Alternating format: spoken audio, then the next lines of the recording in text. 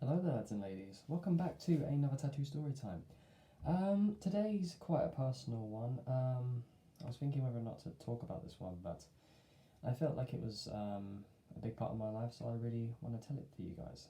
I won't go too much into detail about the Federation itself, but I will talk about my time, experience, and why I left, basically. So, if you've noticed, that is of the Gimbukan symbol. It is a martial arts federation the Grandmaster of that particular branch was of Shoto Tanemura, a very, very kind-hearted, very lovely Grandmaster. I met him when I went over to Japan for the Japanese Taikai. This is actually the same shirt that was actually gifted to me and a couple of other guys by a lovely chap. I believe his name was Giuseppe. Can't remember his last name, unfortunately. I was never really good with names, but I remember Giuseppe. He was a very lovely old chap. Italian, I believe. And yeah, the shirt, that's my name at the top there. And that's the symbol at the back. And let me try and show you if I can. That's what it looks like from the back. And there's the 2015 year. For the Taikai. Oh, actually, while I'm here, let me show you the tattoo. That's what you all came here for, basically. You might have saw it in the last episode, but with this one, see it? A little lotus with the Japanese kanji for the word nin on it. Not ninja or anything like that, just nin. Now, I also have my black belt here. This isn't my adult black belt. This isn't my shodan. For the shodan, you actually have to go to Japan or whatever Taikai you're at specifically, and then you have to do certain katas, techniques, and all that in front of the Grandmaster Shoto Tanemura. And these are my membership cards as well. This is for the Kokusai Jiu-Jitsu Renmei, where you learn different techniques through Jiu-Jitsu. This is the Jiu-Jitsu membership card, and this is the Genbukan membership card, basically. I think for the Kokusai Jiu-Jitsu Renmei, I didn't actually get very far, oddly enough. I think I got to about 5th Q, 7th Q, something like that. But with Genbukan, I was actually first Q. I was going to be training for my first Q, and then I would then train for my Shodan if COVID hadn't hit. COVID basically just put into the fast forward button on my decision to leave the Genbukan, basically. Now, I didn't leave the Genbukan out of malice, out of hate, or selfish reasons or anything like that. I just wanted to experience something different, basically. You know me, I'm always about hybridization with my martial arts, basically. I've gone through quite a few martial arts, but the Genbukan was like a second home to me in a certain sense. I just want to let you all know that first and foremost. The Genbukan was like a second home to me. I met so many lovely people there. I've made quite a few friends there as well. The interesting thing about the Genbukan, though, is that let me start from the beginning. I first met Stuart, my master, my sensei, when I was 16. Stuart, when I first met him, lovely chap, very lovely chap. I absolutely loved that man like he was my own father. I met a couple of other guys, but he was just fantastic, really. He was kind-hearted, really. There was a time when he'd be stern with us, basically. I know I'd do techniques from different places that would kind of annoy him and stuff like that, so he'd be like, no, just only can't techniques here. I'd always get told off for kind of helping out the other students in my class. Like, I always had a knack for wanting to teach, and he kind of saw that in me. And then one day I asked him, could I volunteer to help out, and he said, that'd be lovely, thank you. And then I think from there, he then got the idea to then ask the other students if they'd be willing to volunteer to help out, which kind of, it really alleviated off some of the stress of only having a couple of teachers and instructors just teach there basically. So I like to think that I was very helpful in kind of giving them the idea to then ask the students to be able to help out with assistant classes and stuff like that. I did my training for about 4 to 5 years, and then on the 5th year I then did my volunteer work. I trained closely with the other senseis to help the students from mini ninjas up to mighty ninjas. That's how we do the leveling basically. We got mini, mighty, and then the main adults basically doing their classes.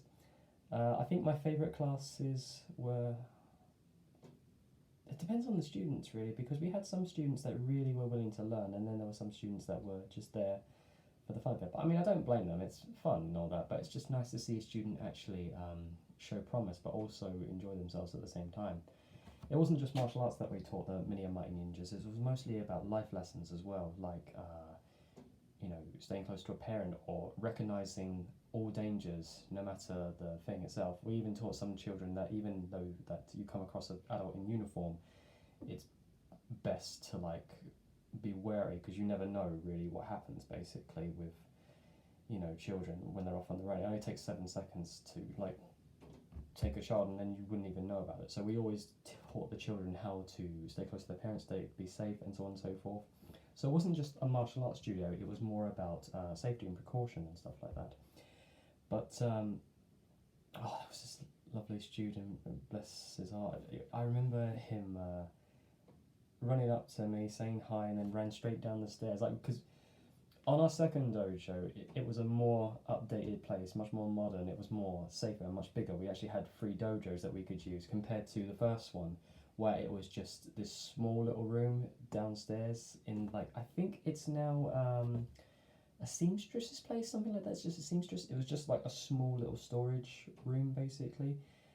We didn't have that many students really in certain classes. We only had about maybe 20, maybe 15 if it was a cramped day.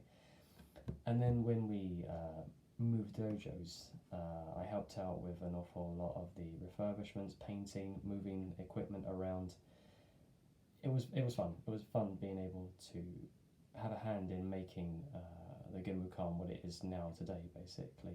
So it felt like I was part of something big, really, and I'm just glad that they're able to now keep their business going, really, and have it still be seen as one of the finer branches within the Brighton martial arts regime, basically. But anyway, I would like to talk now about my reasonings for leaving.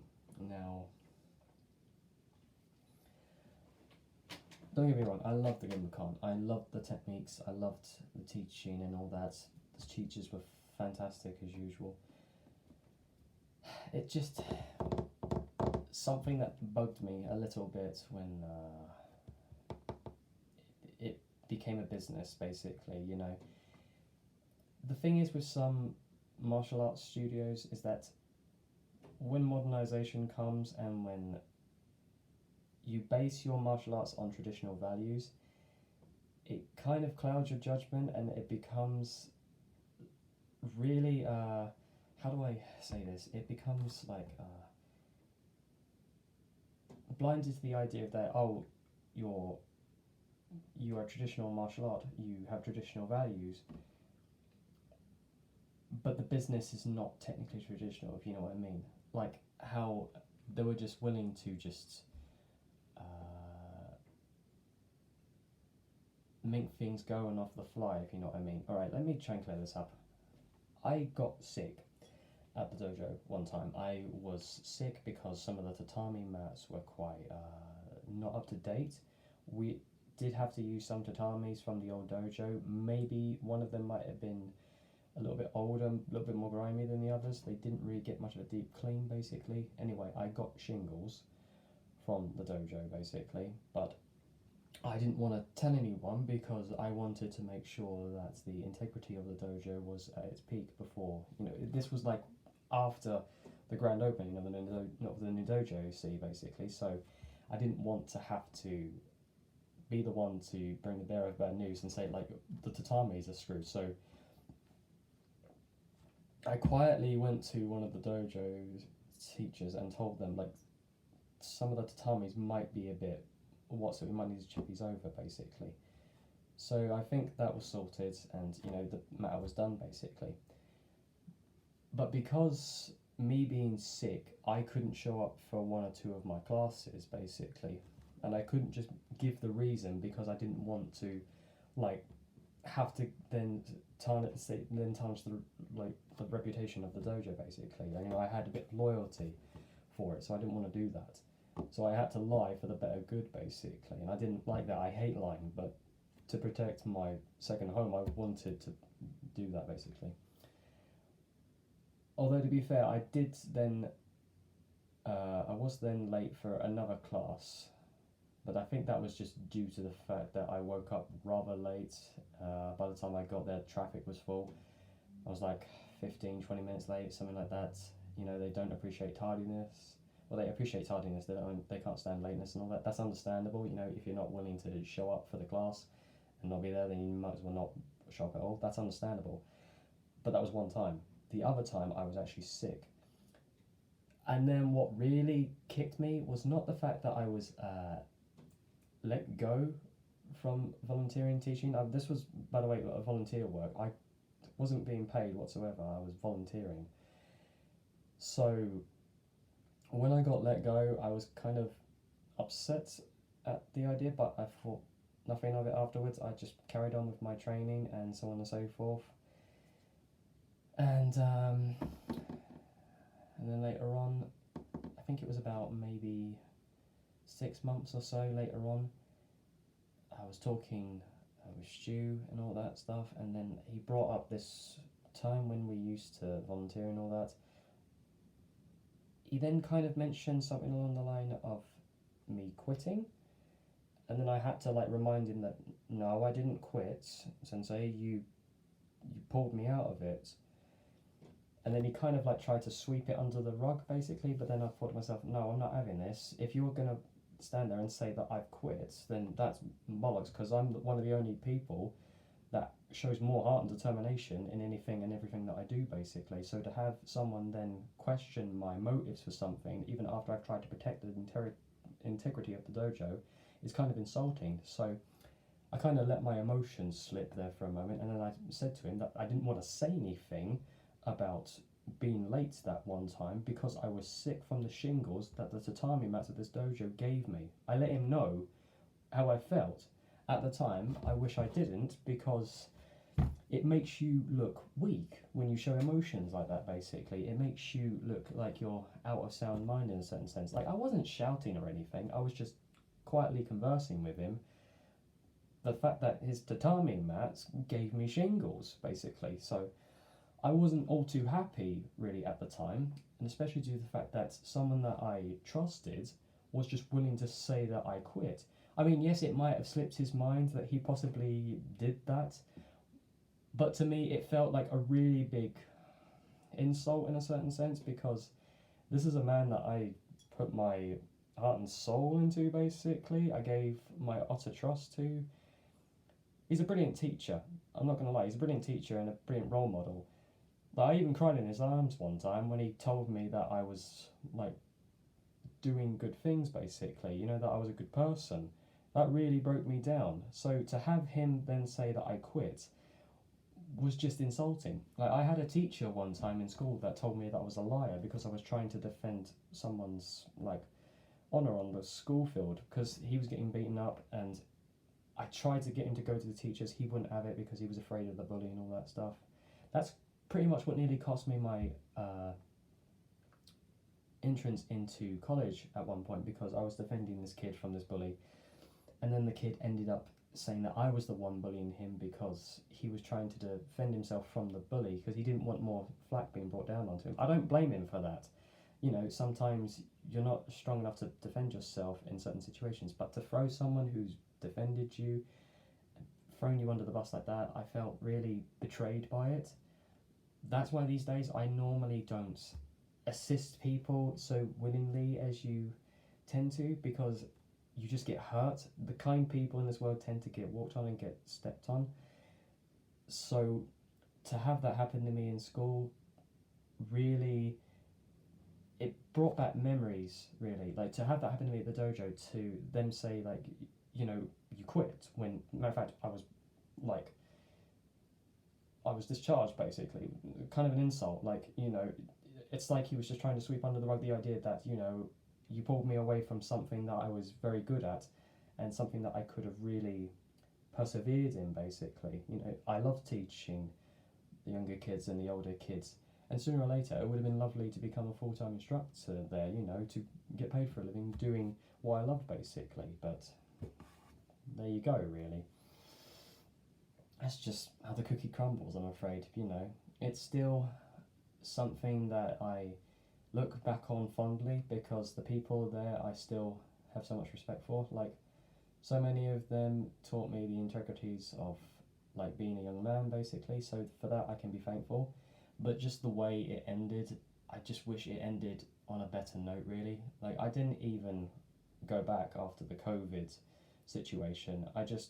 Something in me was just telling me not to, and I didn't want to face that studio again after having those strong emotional feelings, basically, you know. So I made the decision to leave the Genbukan, because I just didn't want to be part of a studio that was trying to really give out this whole traditional value idea, but then is willing to just, like, play the business card and say, oh, you quit, basically. Like, I know I'm focusing on that too much, but that's how I feel. I felt like I was betrayed by having someone say that to me, basically. So that's all I can say, really.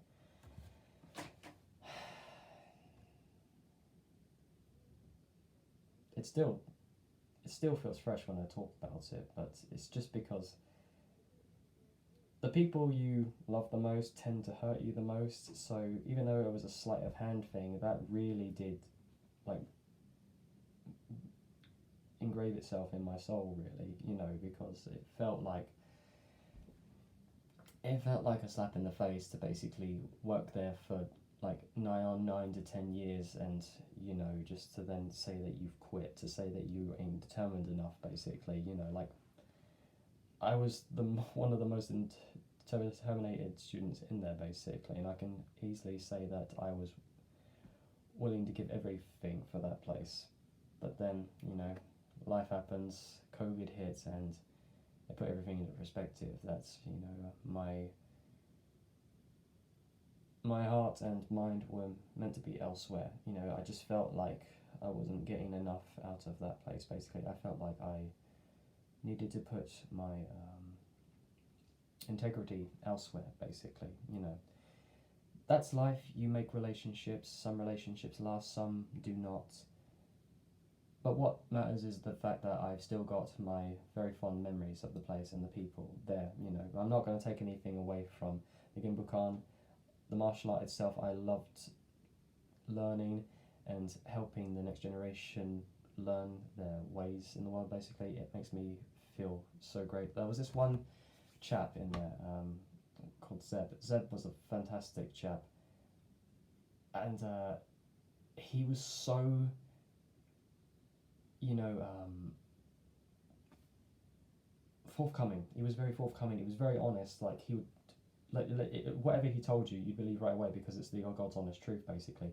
And he loved martial arts. He loved it like it was nothing else before. Although his technique and his way of coming across didn't seem like stern, you'd still respect him because of his, like, willingness, basically, to teach and to become a better person, really. Like, he was like the picture of Zen for me, you know, because he was a very calm, like, voiced person, a very small voiced person. But when he does like the kiyas and the strikes and all that, you can really feel the emotion and the power going into his techniques, basically. So, yeah. Zeke is, I believe his name was Zeke, yeah. I'm forgive me, I'm terrible with names. I tend to remember the face better than the name, even though I've known him for over 10 years and all that, but it's just, it gives me fond memories, basically, to look back on those moments, really.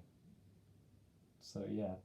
that's my little story of like my first real experience at a dojo. Like for my longest serving dojo, for the people that I saw as a second home to me, basically. I like to think of it as more of like leaving the nest in a certain sense, and now I'm out trying to find the next thing to dedicate my life to, basically, you know. So there comes a time when you then have to think to yourself, maybe that will be a regret, or it might have been the best decision of your life. I don't know. I'll have to find out later on in life, because we all make mistakes and we all succeed from those mistakes. It all depends on whether or not how we look at it, basically. So with that, lads and ladies, I thank you ever so much for watching another one of my tattoo story times. This one's gone on a little bit longer than I care to imagine, but for this one I wanted to really show the amount of love and dedication that I gave to the dojo and its occupants. That is still there. I still feel that dedication, but there's still that inkling of regret of not being able to go back and face them one last time, because I just felt too strong at that time with that emotion, you know, for everything that had happened. But que sera, sera. Life goes on, and I'll improve from it. I'll try and improve from it if I can, basically. So with that, lads and ladies, thank you all ever so much for watching, and I will see you all tomorrow or the day after for another gameplay review. Well, a gameplay walkthrough, I should say. Alright. Take care, my friends. I hope you have a beautiful, lovely, fantastic day. Bye, my friends.